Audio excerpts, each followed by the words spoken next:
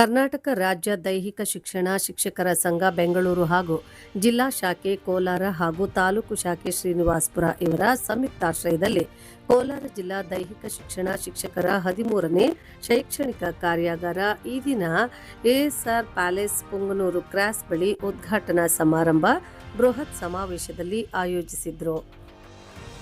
ಕಾರ್ಯಕ್ರಮದಲ್ಲಿ ಗೌರವಾನ್ವಿತರು MP Mallesh Babu, MLA GK Venkatashivareddy, ಮಾಜಿ ಎಂಪಿ ಮುನಿಸ್ವಾಮಿ, ಮಾಜಿ ಶಾಸಕರು ವೈಎ ನಾರಾಯಣಸ್ವಾಮಿ, ಹಿರಿಯ ರಾಜಕಾರಣಿ ಜನಸಾಮಾನ್ಯರ ನಾಯಕ ಭೀಮಗುಂಡ್ಲು ಶಿವಾರೆಡ್ಡಿ, ವಿಐಪಿ ಚೇರ್ಮನ್ ಹಾಗೂ ಸಕ್ರಿಯ ರಾಜಕಾರಣಿ ಡಾಕ್ಟರ್ ವೇಣುಗೋಪಾಲ್, ಮಾಜಿ ಜಿಲ್ಲಾ ಪಂಚಾಯಿತಿ ಅಧ್ಯಕ್ಷರು ತೂಪಲ್ಲಿ ನಾರಾಯಣಸ್ವಾಮಿ, ಕೋಲಾರ ಜಿಲ್ಲಾ ನೌಕರರ ಸಂಘದ ಅಧ್ಯಕ್ಷರು ಹಾಗೂ ಜಿಲ್ಲಾ ಪ್ರಧಾನ ಕಾರ್ಯದರ್ಶಿ, ಎಲ್ಲ ಪದಾಧಿಕಾರಿಗಳು, ತಾಲೂಕು ಶಿಕ್ಷಣ ಅಧಿಕಾರಿಗಳು, ಮುನಿಲಕ್ಷ್ಮಯ್ಯ, ಗೌರವಾನ್ವಿತ ಜನರ ಪರ ಅಭಿವೃದ್ಧಿಯ ಗಾಯತ್ರಿ ಮುತ್ತಪ್ಪ ಮೇಡಂ ಹಾಗೂ ಗೌರವಾನ್ವಿತ ಕೋಲಾರ ಜಿಲ್ಲಾ ದೈಹಿಕ ಶಿಕ್ಷಣ ಶಿಕ್ಷಕರ ಶೈಕ್ಷಣಿಕ ಕಾರ್ಯಾಗಾರದ ಉದ್ಘಾಟನಾ ಸಮಾರಂಭಕ್ಕೆ ಮುಖ್ಯ ಅತಿಥಿಗಳು ಹಾಗೂ ಸ್ವಾಗತ ಬಯಸುವವರು ವಿ ಮುರಳಿ ಮೋಹನ್, ಜಿಲ್ಲಾ ಅಧ್ಯಕ್ಷರು ಕೋಲಾರ, ಹಾಗೂ ಅಬ್ದುಲ್ ಮುನ್ನಾ, ಜಿಲ್ಲಾ ಗೌರವಾಧ್ಯಕ್ಷರು ಕೋಲಾರ, ವಿ ವೆಂಕಟೇಶಪ್ಪ, ಜಿಲ್ಲಾ ಪ್ರಧಾನ ಕಾರ್ಯದರ್ಶಿಗಳು, ನಾಗರಾಜ್, ಜಿಲ್ಲಾ ಖಜಾನ್ಸಿ ಹಾಗೂ ಎಸ್ ವೆಂಕಟಸ್ವಾಮಿ ಅಧ್ಯಕ್ಷರು, ಶ್ರೀನಿವಾಸಪುರ ಆಂಜಪ್ಪ ಗೌರವಾಧ್ಯಕ್ಷರು, ಆರ್ ಕೃಷ್ಣಯ್ಯ ಕಾರ್ಯದರ್ಶಿ, ರೆಡ್ಡಮ್ಮ ಖಜಾನ್ಸಿ ಹಾಗೂ ಜಿಲ್ಲಾ ಮತ್ತು ತಾಲೂಕು ದೈಹಿಕ ಶಿಕ್ಷಕರ ಸಂಘ ಎಲ್ಲ ಪದಾಧಿಕಾರಿಗಳು ಹಾಗೂ ಕಾರ್ಯಕಾರಿ ಸಮಿತಿ ಸದಸ್ಯರು ಮತ್ತು ಶ್ರೀನಿವಾಸಪುರ ತಾಲೂಕಿನ ಪ್ರಾಥಮಿಕ ಶಾಲಾ ಶಿಕ್ಷಕರ ಸಂಘ, ನೌಕರರ ಸಂಘ ಹಾಗೂ ಎಲ್ಲ ಪದಾಧಿಕಾರಿಗಳು, ಈ ಸಂಘಗಳ ಅಧ್ಯಕ್ಷರು ಮತ್ತು ಕಾರ್ಯದರ್ಶಿಗಳು ಉಪಸ್ಥಿತರಿದ್ದು, ಗೌರವಾನ್ವಿತ ಗಣ್ಯರು ವಿದ್ಯಾರ್ಥಿಗಳಿಗೆ ಮತ್ತು ನಿವೃತ್ತ ಶಿಕ್ಷಕರಿಗೆ ಸನ್ಮಾನ ಮತ್ತು ಸಭೆ ಕುರಿತು ಸಂಕ್ಷಿಪ್ತ ಸಲಹೆ ಸೂಚನೆಗಳನ್ನು ವ್ಯಕ್ತಪಡಿಸಿದರು.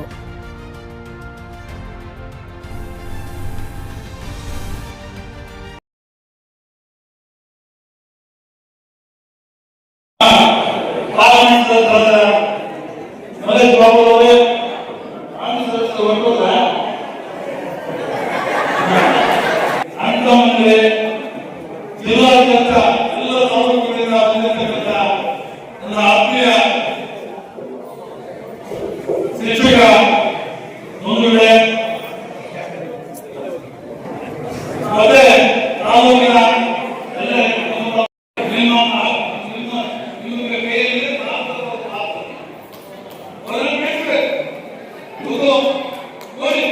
ಪ್ರಧಾನಮಂತ್ರಿಯವರು ಯೋಗ ಮತ್ತು ಇಂಟರ್ನ್ಯಾಷನಲ್ ಡೇ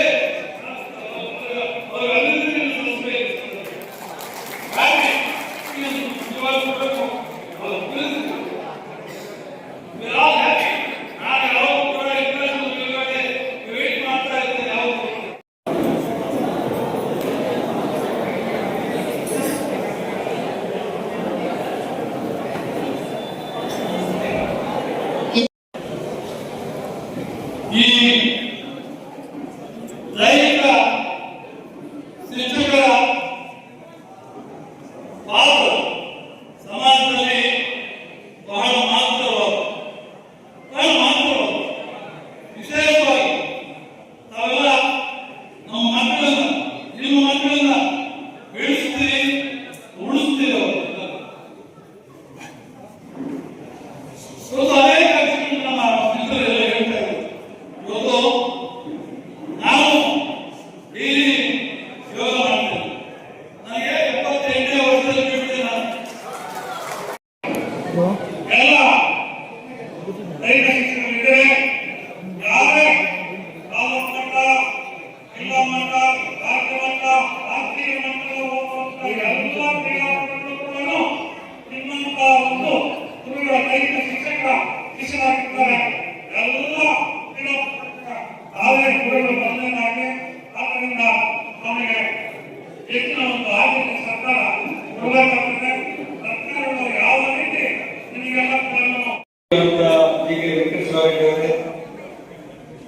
ಈ ಸಭೆಯಲ್ಲಿ ಉಪಸ್ಥಿತರಿರುವಂತಹ ಕೋಲಾರ ಜಿಲ್ಲಾ ಮಾನ್ಯ ಸಂಸದರು, ಆತ್ಮೀಯ ಸ್ನೇಹಿತರು ಅಂತ ಮಲ್ಲೇಶ್ ಬಾಬು ಅವರೇ, ಮತ್ತೊಬ್ಬ ಆತ್ಮೀಯರು ಕೋಲಾರ ಜಿಲ್ಲಾ ನಿಕಟಪೂರ್ವ ಸಂಸದರು ನನಗೆ ಆತ್ಮೀಯರಾದಂತಹ ಮುನಿಸ್ವಾಮಿ ಅವರೇ, ಡಾಕ್ಟರ್ ವೇಣುಗೋಪಾಲ್ ಅವರೇ, ತೂಪಲ್ಲಿ ನಾರಾಯಣಸ್ವಾಮಿ ಅವರೇ, ಅಜಯ್ ಅವರೇ, ನಮ್ಮ ಮಂಜಣ್ಣ ಅವರೇ, ಈ ಶಿವಾರೆಡ್ಡಿ ಅವರ ಆದಿಯಾಗಿ ಡಿಡಿಪಿ, ಪಿಇಒ ಎಲ್ಲರೂ ಸೇರಿಸಿಕೊಂಡು ವಿಶೇಷವಾಗಿ ಕರ್ನಾಟಕ ರಾಜ್ಯದ ದೈಹಿಕ ಶಿಕ್ಷಕರ ಶಿಕ್ಷಣ ಸಂಘದ ಅಧ್ಯಕ್ಷರಾದ ಚೌಡಪ್ಪನವರು, ಜಿಲ್ಲಾ ಸಂಘದ ಅಧ್ಯಕ್ಷರಾದ ಮುರಳಿ ಮೋಹನ್ ಅವರು, ತಾಲೂಕು ಸಂಘದ ಅಧ್ಯಕ್ಷರಾದ ವೆಂಕಟಸ್ವಾಮಿ ಅವರು ಆದಿಯಾಗಿ ಇಲ್ಲಿ ವೇದಿಕೆ ಮೇಲೆ ಆಸೀನರಾಗಿರುವ ಎಲ್ಲರನ್ನೂ ಬಹಳ ಗೌರವದಿಂದ ಸ್ಮರಿಸಿಕೊಳ್ತಾ, ವೇದಿಕೆ ಮುಂದೆ ಆಸೀನರಾಗಿರುವಂತಹ ಎಲ್ಲ ನನ್ನ ಆತ್ಮೀಯ ಗೌರವಾನ್ವಿತ ದೈಹಿಕ ಶಿಕ್ಷಣ ಬಂಧುಗಳೇ,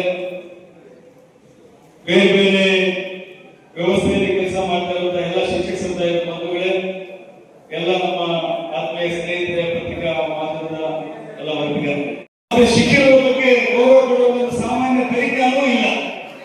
ಹಾಗಾಗಿ ಈ ಸರ್ಕಾರ ಬಂದ ತಕ್ಷಣ ಮಧು ಬಂಗಾರಪ್ಪ ಹೇಳಿದ್ರು, ಸಿಸಿಟಿವಿ ಕ್ಯಾಮೆರಾ ಹಾಕಬೇಕು, ಪರೀಕ್ಷೆಗೆಲ್ಲ 3 ಪರೀಕ್ಷೆ ಮಾಡಬೇಕು, 3 ಪರೀಕ್ಷೆ ಎಲ್ಲ ಅಧ್ಯಕ್ಷರೆಲ್ಲ ಹೇಳ್ಬೇಕು, 3 ಪರೀಕ್ಷೆ ಮಾಡಬೇಕು ಅಂತ ಹೇಳಿದ್ರು. 3 ಪರೀಕ್ಷೆ ಮಾಡಿದ್ರು, ಏನಾಯ್ತು? ಬೆಟ್ಟ ಆದ್ರು ಇಲಿ ಇಳಿದಂಗಾಯ್ತು. ಏನಮ್ಮ ಅದಕ್ಕೆ ನಾವು ಬಂದ್ಬಿಟ್ಟಿದ್ದೇವೆ. ಹಾಗಾಗಿ ಮಕ್ಕಳಲ್ಲಿ ಶಿಸ್ತು ಕಡಿಮೆ ಆಗ್ತದೆ. ಒಬ್ಬ ಒಳ್ಳೆಯ ದೈಹಿಕ ಶಿಕ್ಷಕ ಒಂದು ಶಾಲೆಯಲ್ಲಿ ಇದ್ರೆ ಆ ಶಾಲೆ ಬಹಳ ಶಿಸ್ತುಬದ್ಧವಾಗಿ ನಡೆಯುತ್ತೆ ಅನ್ನುವ ಭ್ರಮೆಯನ್ನು ನಾವೆಲ್ಲ ಇರ್ತೀವಿ. ಆದ್ರೆ ಇವಾಗ ಯಾವ ಪವರ್ ಕಿತ್ಕೊಂಡಿರೋ ಶಿಸ್ತು ಕಡಿಮೆ ಆಗ್ತದೆ. ಶಿಸ್ತಲ್ಲಿ ಕಡಿಮೆ ಆಗುತ್ತೋ ಅಲ್ಲಿ ವಿದ್ಯಾರ್ಥಿನ ಕಡಿಮೆ ಆಗುತ್ತೆ. ಹಾಗಾಗಿ ಸರ್ಕಾರದ ಧೋರಣೆಗಳನ್ನ ಮತ್ತೊಮ್ಮೆ ವಿಮರ್ಶೆ ಮಾಡಬೇಕು ಅನ್ನೋದು ನನ್ನ ಆಗ್ರಹ. ಸರ್ಕಾರಕ್ಕೆ ಮತ್ತೊಮ್ಮೆ ಅದ್ರ ಬಗ್ಗೆ ವಿಮರ್ಶೆ ಮಾಡಬೇಕು. ಸರ್ಕಾರ ತಂದೆ ತಾಯಿ ಒಂದೇ ಮಗು, ಜಾಸ್ತಿ 2 ಮಕ್ಕಳು ಭಾರಿ ಕಡಿಮೆ. ನಿಮ್ಮಲ್ಲಿ 3 ಮಕ್ಕಳು ಕೈ ಐತೆ, 3 ಮಕ್ಕಳು ಕೈ ಐತಿ. ಲಕ್ಷಾಂತರ ಜನಸಂಖ್ಯೆ ನಮ್ಮ ಭಾರತ ದೇಶದಲ್ಲಿ. ಅದರಲ್ಲಿ ದೈಹಿಕ ಶಿಕ್ಷಣದಿಂದ ಹಿಡಿದು ಪ್ರತಿಯೊಂದು ವಿದ್ಯಾಸಂಸ್ಥೆಗಳಲ್ಲಿ ವಿದ್ಯೆ ಕಲ್ಕೊಂಡು ಹೋಗಿ ನಮ್ಮಲ್ಲಿ ಸರ್ಕಾರದ ಎಲ್ಲಾ ಸವಲತ್ತುಗಳನ್ನ ಪಡ್ಕೊಂಡು ಹೋಗಿ ಬೇರೆ ದೇಶದಲ್ಲಿ ಉದ್ಯೋಗ ಮಾಡ್ಕೊಂಡು ಅಲ್ಲಿನೂ ಭಾರತದ ಧ್ವಜವನ್ನು ಹಾರಿಸಿ ಸನ್ಮಾನ್ಯ ನರೇಂದ್ರ ಮೋದಿ ಪ್ರಧಾನಮಂತ್ರಿ ಹೋದಂತ ಸಂದರ್ಭದಲ್ಲಿ ಸಹಸ್ರಾರು ಸಂಖ್ಯೆಯಲ್ಲಿ ಸೇರ್ಕೊಂಡು ಅದು ಭಾರತದ ಇನ್ನೊಂದು ಫಾರಿನ್ ಅಂತೇಳಿ ನಮ್ಮ ದೇಶ ಅಂತೇಳಿ ಅದೇ ದೇಶದಕ್ಕೆ ಡೌಟ್ ಬರುವಂತ ರೀತಿಯಲ್ಲಿ ನಮ್ಮ ದೇಶದಲ್ಲಿ ಒಗ್ಗಟ್ಟಾಗ್ತದೆ. ನಮ್ಮಲ್ಲಿ ಸರ್ಕಾರಿ ನೌಕರ ಸಂಘದ ಚುನಾವಣೆ ಆಯಿತು, ಅದೇ ಗೆದ್ರು. ಇದೇನು ಬೇರೆ ತಂಡ ಇತ್ತು. ಆ ಚುನಾವಣೆಗೆ ಆಗ್ತಾ ಇರ್ತದೆ, ಹೋಗ್ತಾ ಇರ್ತದೆ. ಅಧ್ಯಕ್ಷರು ಬೇರೆ ಆಗ್ತಾ ಇರ್ತಾರೆ, MP ಅವರು ಬೇರೆ ಬೇರೆ ಆಗ್ತಾರೆ, ಭರವಸೆ ಇನ್ನೊಂದು ಆಗ್ತಾರೆ, MLA ಈ ತರ ಚೇಂಜ್ ಆಗ್ತಾನೆ ಇರ್ತಾರೆ. ಆದ್ರೆ ನಮಗೆ 5 ವರ್ಷಕ್ಕೊಂದ್ಸಲಿ ಯಾರು ಬೇಕಾದ್ರೂ ಚೇಂಜ್ ಆಗ್ಬೋದು. ನಿಮ್ಗೆ 8 ವರ್ಷ ಸರ್ವಿಸು, 40 ವರ್ಷ ಸರ್ವಿಸ್, ನೀವು ಇಲ್ಲೇ ಹೋಗ್ತೀರಿ. ಸಹೋದರ ಮನೇಶ್ ಬಾಬು ಮಾಡ್ಕೊಂಡು ಹೋಗ್ಬೇಕು. ಯಾಕಂದ್ರೆ ನಾವು ಚುನಾವಣೆಯಲ್ಲಿ ನಮ್ಗೆ ಅವಕಾಶ ಇತ್ತು, ನಾವು ಏನ್ ಮಾಡ್ಬೇಕಾದ್ರು ಮಾಡಿದ್ರೆ ನಿಮ್ಗೆ ಅವಕಾಶ ಬಂದಾಗ ಪ್ರತಿದಿನ ಜನಗಳ ಮನಸ್ಸಲ್ಲಿ ಇರಬೇಕು, ಏನಾದ್ರು ಒಂದೊಂದು ಕೆಲಸ ಮಾಡ್ತಾ ಇರ್ಬೇಕು, ಒಳ್ಳೇದು ಮಾಡ್ಬೇಕು ಅನ್ನೋದಿಲ್ಲ.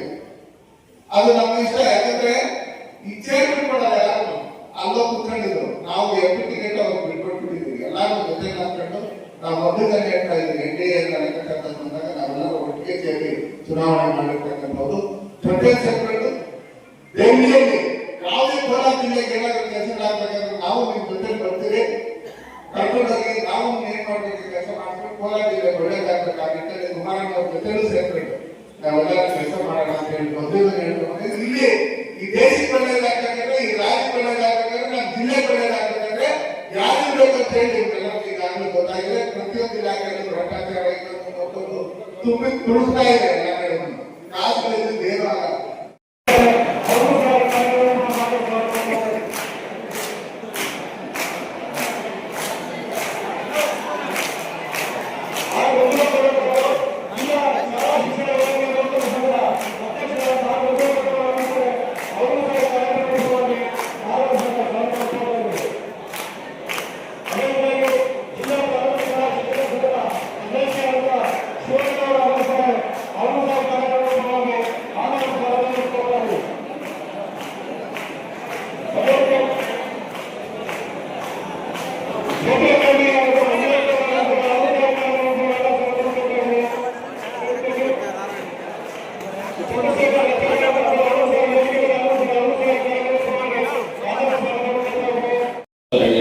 ಇಲ್ಲಿ ಸ್ಟೇಟಲ್ಲಿ ಇರ್ತದೆ, ನಾವು ಅಲ್ಲಿ ಎಲ್ಲೋ ಒಂದು ಕಡೆ ಅದನ್ನು ಕೇಂದ್ರದಲ್ಲಿ ನಾವು ಅದಕ್ಕೆ ಒಂದು ಲೆಟರ್ ಹಾಕಿ, ಇಲ್ಲಾಂದ್ರೆ ಎಲ್ಲಿ ನಮ್ಮ ಕೇಂದ್ರ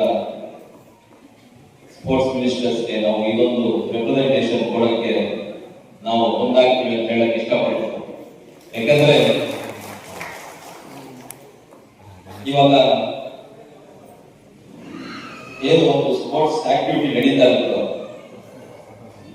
ನನಗೆ ಡೆಲ್ಲಿಯಲ್ಲಿ ಕೂತ್ಕೊಂಡು ಎಲ್ಲ ಮತ್ತೆ ಮಾತಾಡ್ತಾ ಇರುವಾಗ no sports activities in 3 tier and 2 tier cities ಅಂತ ಹೇಳಿ ಬರೀ ಮೆಟ್ರೋಪಾಲಿಟನ್ ಸಿಟೀಸ್ ಅಲ್ಲಿ ಮಾತ್ರ ಇರುತ್ತೆ. 2 tier 3 tier ಸಿಟೀಸ್ ಅಲ್ಲಿಲ್ಲ.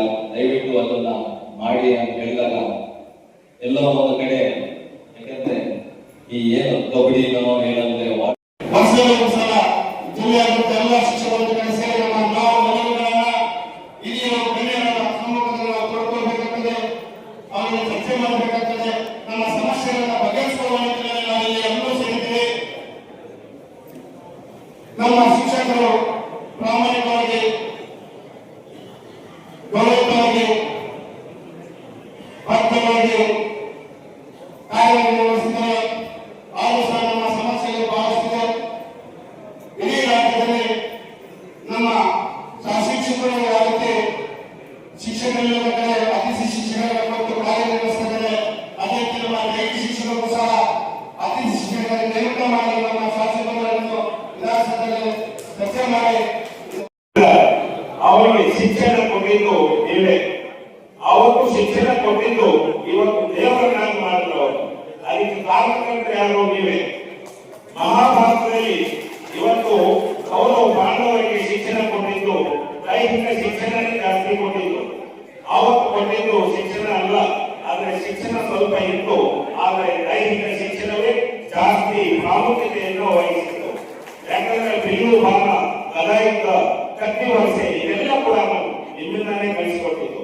ಆದರೂ ಕೂಡ ಇವತ್ತು ವರ್ಷಾಂತಕ್ಕೆ 10,000 20,000 ವರ್ಷಗಳು ಇದ್ರೂ ಕೂಡ ಇವತ್ತು ಆ ಹೆಸರೇ ಇದೇ ಹೊರತು ಇವತ್ತು ಯಾವುದೇ ಒಂದು ಬೇರೆ ಬೇರೆ ಯಾವುದು ಶಾಶ್ವತವಾಗಿ ಇಲ್ಲ. ಆದ್ರಿಂದ ಇವತ್ತು ನಾನು ಹೇಳೋದೇನಪ್ಪ ಅಂದ್ರೆ, ನಮ್ಮ ಈ ಒಂದು ಕಲಿಯುಗದಲ್ಲಿ ಶಿಕ್ಷಣವನ್ನ, ದೈಹಿಕ ಶಿಕ್ಷಣವನ್ನ ಇವತ್ತು ಒಳ್ಳೆ ಸ್ಥಿತಿಯಲ್ಲಿ ಪ್ರತಿಯೊಬ್ಬರಿಗೂ ಕೂಡ, ಪ್ರತಿಯೊಬ್ಬ ವಿದ್ಯಾರ್ಥಿಗೂ ಕೂಡ ಇವತ್ತು ಅವನಿಗೆ ಆದಂತಹ ಒಂದು ಆ ಕಲೆ ಅದನ್ನೆಲ್ಲ ಕೂಡ ಗುರುತಿಸಿ ಕಲಿಸಿ ಇವತ್ತು ನಮ್ಮ ನ್ಯಾಷನಲ್ ಲೆವೆಲ್, ಇಂಟರ್ನ್ಯಾಷನಲ್ ಲೆವೆಲ್ ಕರ್ಕೊಂಡು ಹೋಗುವಂತಹ ಒಂದು ಶಕ್ತಿ ಇದೆ ಅಂತ ನಾನು ಭಾವಿಸ್ತೇನೆ. ಶಿಕ್ಷಣದ ಬಗ್ಗೆ ಗೌರವ ಕೊಡುವ ಸಾಮಾನ್ಯ ಪರಿಜ್ಞಾನವೂ ಇಲ್ಲ. ಹಾಗಾಗಿ ಈ ಸರ್ಕಾರ ಬಂದ ತಕ್ಷಣ ಮಧು ಬಂಗಾರಪ್ಪ ಹೇಳಿದ್ರು, CCTV ಕ್ಯಾಮೆರಾ ಹಾಕಬೇಕು, ಪರೀಕ್ಷೆಗೆಲ್ಲ 3 ಪರೀಕ್ಷೆ ಮಾಡಬೇಕು.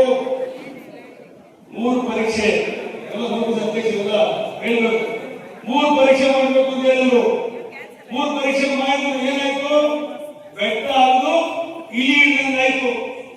ಏನಮ್ಮ ಅನುಷ್ಠಾನಕ್ಕೆ ತಂದಿದ್ದು ಯಾರು ಹೇಳ್ಬೇಕು ನೀವು? ಯಾರು? ನಮ್ಮ ಸರ್ಕಾರ ಇದ್ದಾಗ, ಬಿಜೆಪಿ ಸರ್ಕಾರ ಇದ್ದಾಗ, ಬೇರೆ ಸರ್ಕಾರ ಇದ್ದಾಗ ಒಂದೇ ಒಂದು ಬೇಕಾಗಿದೆ. ನೀವೆಲ್ಲ ಎಷ್ಟು ಸ್ವಾರ್ಥ ಅಂದ್ರೆ 13 ಕೆಲಸ ಮಾಡಿದ್ದೀವಿ, ಖುಷಿ ಇಲ್ಲ. 14ನೇ ಕೆಲಸ ಮಾಡಿಲ್ಲ, ಯಾಕೆ ಅಂತ ಕ್ವಶನ್ ಮಾಡಿ. ಏನದು ಇವೆಲ್ಲ ಗೊತ್ತಲ್ಲ. 99 ಕೆಲಸ ಮಾಡಿದ್ರು ಖುಷಿ ಇಲ್ಲ. ಒಂದು ಕೆಲಸ ಯಾವ್ದು ಆಗೋ ಅದನ್ನ ಇಟ್ಕೊಂಡು ಆ ಕೆಲಸ ಆಗಿಲ್ಲ, ಆ ಕೆಲಸ ಆಗಿಲ್ಲ. CNR ಒಂದು ಮಾತ್ರ ಕೊಟ್ಟಿದ್ದೀವಿ, ನಿಮಗೆ ಪಠ್ಯ ಪುಸ್ತಕ ಕೊಟ್ಟಿದ್ದೀವಿ, TPO ಕೊಟ್ಟಿದ್ದೀವಿ, DPL ಕೊಟ್ಟಿದ್ದೀವಿ, DPI ಕೊಟ್ಟಿದ್ದೀವಿ, ಎಲ್ಲ ಕೊಟ್ಟಿದ್ದೀವಿ. ಆದ್ರೆ ಇವರಿಗೆ CNR ಮಾಡಲಿಲ್ಲ, ನಮ್ಮ ಹೆಡ್ಮಾಸ್ಟರ್ ಮಾಡಲಿಲ್ಲ. ಹೌದಲ್ವಾ? ಹೆಡ್ಮಾಸ್ಟರ್ ಮಾಡಿದ್ರೆ ಮಾತ್ರ ಈ ಫಲ ಜೊತೆಗೆ ಮಾತ್ರ ಹೇಳ್ತಾ ಇದ್ದಾರೆ. ಶಿಕ್ಷಣ ನಿಮ್ಮ ನೋಡಿ ನರೇಂದ್ರ ಮೋದಿ ಅವರು ಫಿಟ್ ಇಂಡಿಯಾ, ಆ ಕಾಲದಲ್ಲಿ ಮಹಾತ್ಮ ಗಾಂಧಿ ಕಾಲದಲ್ಲಿ ಕ್ವಿಟ್ ಇಂಡಿಯಾ ಇತ್ತು. ಈ ಕಾಲದಲ್ಲಿ ಫಿಟ್ ಇಂಡಿಯಾ ಅನ್ನು ಮಾಡಬೇಕು ಅಂತ ಒಂದು ಘೋಷಣೆಯನ್ನು ಹಾಕಿದ್ದೆ ನರೇಂದ್ರ ಮೋದಿ ಅವರು. ನಿಮ್ಮ ಮೇಲೆ ಭರವಸೆ. ಹಾಗಾಗಿ ಖೇಲೋ ಇಂಡಿಯಾ ಒಂದ್ ಕಡೆ, ನಮಗೆ ವಿಶೇಷವಾಗಿ ನಮ್ಮ ಸಂಸದರ ಖೇಲೋ ಯಾಕಂದ್ರೆ ಇವತ್ತು ಒಬ್ಬ ಮನುಷ್ಯನಿಗೆ ತಂದೆ ತಾಯಿ ಈ ಭೂಮಿ ಮೇಲೆ 9 ತಿಂಗಳು ಹೆತ್ತು ಹೊತ್ತು ಬಿಡ್ತಾರೆ. ಆದರೆ